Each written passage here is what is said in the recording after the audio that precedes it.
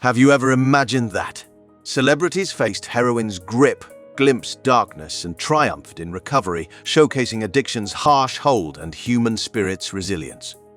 Join us as we delve into the shadows and the light, exploring the stories of these 10 remarkable individuals who dared to defy the grip of addiction and rewrite their own destinies. Russell Brand, the renowned English comedian, actor, and author, was born on June 4, 1975, in Grays, Essex, England. Brand's well-documented battle with heroin addiction is far from clandestine.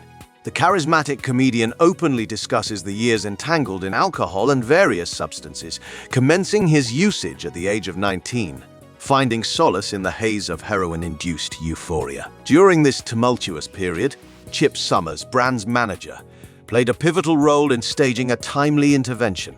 This marked the turning point when Brand committed to a 12-step program, a decision he has steadfastly adhered to since. In 2017, he authored Ricky Ice Freedom from Our Addictions, a book where he imparts his unique perspective on the 12 steps, sharing insights gained throughout his recovery journey.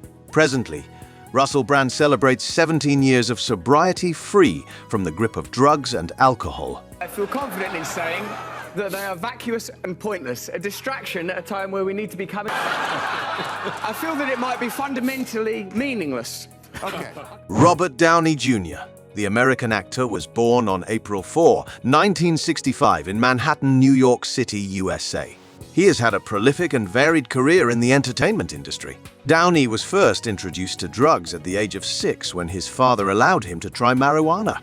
This initiated the progression of over 30 years of use, failed attempts at recovery, tries at treatment. In June 1996, he was arrested while carrying both cocaine and heroin, then cited for trespassing while under the influence 3 weeks later. The 5 years that followed were filled with debauchery and his name plastered in headlines. Still, even after that, it took a 12-month prison sentence, 2 additional arrests, and a final court-ordered drug rehab for him to call it quits. Robert Downey Jr. got clean and sober in July of 2003 and has stayed that way since. Thought, wouldn't it be cool if they could shave my head first? And believe you me, they had this astonishing, and it's all to make it easy for the consumer to. Steven Tyler, whose full name is Stephen Victor Tallarico, was born on March 26, 1948 in Yonkers, New York, USA. He is an American musician, songwriter, and actor. Steven Tyler of Aerosmith was notorious for his incredible heroin addiction among struggles with other substances. He and Joe Perry, the band's guitar player, were referred to as the Toxic Twins due to their habits for heroin and other assorted pleasantries, especially during the 1970s and 1980s. Most recently, he struggled not with heroin, but with its legal counterpart, prescription painkillers and sleeping meds. He checked in for another stay in rehab that set him on the path of recovery once again. Some roses. Are you behind that or not? I'm sure I'm not solely, but as angry as I was at Aerosmith, I still said, I'm in a band that's as relevant. Eric Clapton, the legendary English rock and blues guitarist, singer, and songwriter, was born on March 30, 1945, in Ripley, Surrey, England. He shared openly about his troubles with drugs and alcohol, along with a severe addiction to heroin in the 1970s. At the peak of his addiction, Clapton estimated he spent roughly $16,000 a week to fuel his habit. Stepping back from heroin wasn't an immediate transition to complete sobriety, though. Clapton shifted from heroin addiction to alcohol and cocaine, a far cry from clean and sober. He continued using the concoction through the 70s until he finally checked into drug and alcohol rehab in 1982. Clapton shocked the world when he remained sober after the loss of his 4-year-old son Connor, one of the hardest things anyone can go through. Instead of drinking again or relapsing on heroin, Clapton channeled his pain into his music. For people that wanted to get well from alcohol or drugs or anything, it was a tough time. I think we probably, a lot of the community that I know. Carrie Fisher, born on October 21, 1956 in Beverly Hills, Los Angeles, California, was an American actress, writer, and comedian. Percodan, a prescription opioid medication, was Fisher's go-to drug of choice starting in the 1970s. Her use topped out at up to 30 pills a day, a habit she fed by tricking doctors and rifling through whatever drawers and medicine cabinets she could find. During a 2001 interview with Psychology Today, Fisher explained that drugs made her feel more normal. Their effects kept her bipolar disorder symptoms contained and helped her function in her daily life. She was brutally honest about the difficulties she had. Difficulties that followed her until the day she passed away on December 27, 2017. The toxicology report revealed the presence of heroin, alcohol, cocaine, and ecstasy in her system. Over the age of, let's say 40, and then we could also say 50, I did lose weight. And I think it's a stupid conversation. Demi Lovato, born Demetria Devonne Lovato, was born on August 20, 1992, in Albuquerque, New Mexico, United States.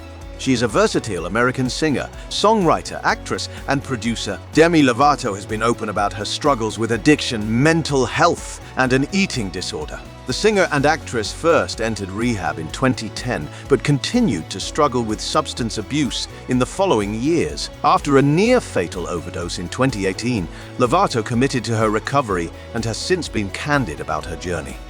She now uses her platform to raise awareness about mental health, addiction, and the importance of self-love and acceptance. I put numbing out before everything in my life. And when I choose drugs, I have the overdose happening, but then there was residual. And so when I look at you... Marshall Mathers, widely known by his stage name Eminem, was born on October 17, 1972, in St. Joseph, Missouri, U.S. Eminem has been open about his addiction to prescription drugs, which nearly cost him his life in 2007. After a successful stint in rehab, he has been sober since 2008, dedicating himself to his music and his family. Eminem's honesty about his struggles has helped break down the stigma around drug addiction and encouraged others to seek help. We're just basically reporting to you what's happening on the streets where we live. And for you to take a lot of these lyrics seriously is like, you're fucking... Elton John, born Reginald Kenneth Dwight, was born on March 25, 1947, in Pinner, Middlesex, England. He is a legendary English singer, songwriter, pianist. He battled drug and alcohol addiction for much of his early career. In the 1980s, he admitted to finally hitting rock bottom and decided to seek professional help. Elton has been sober for over 30 years and attributes much of his success to his recovery journey. He has also used his experience to support others, founding the Elton John AIDS Foundation and working to raise awareness about addiction and mental health. Turbocharge our work for people living with HIV and AIDS around the world. We've had an awful lot of great news over the last few years, but we still have some... Drew Blythe the Barrymore was born on February 22, 1975, in Culver City, California, USA. She comes from a renowned acting family with her grandfather John Barrymore and her parents John Drew Barrymore and Jade Barry. Drew Barrymore faced addiction at an incredibly young age. She began using drugs and alcohol as a child star, leading to a series of rehab stints and emancipation from her parents at the age of 14. Barrymore has since turned her life around, maintaining her sobriety and finding success in her career and personal life. She now serves as an inspiration to others who have faced addiction and demonstrates that it is possible to rebuild your life. Listen, life is a roller coaster, and if there's all different kinds of interviews and conversations, you're more of a conversational. Sincere thanks to all the loyal viewers who watched this video until the end. If you like this content and want to show your support, please hit the subscribe button, like this video and share it with your friends. Your support really means a lot to us. Stay tuned for more exciting then and now stories coming soon. Until next time.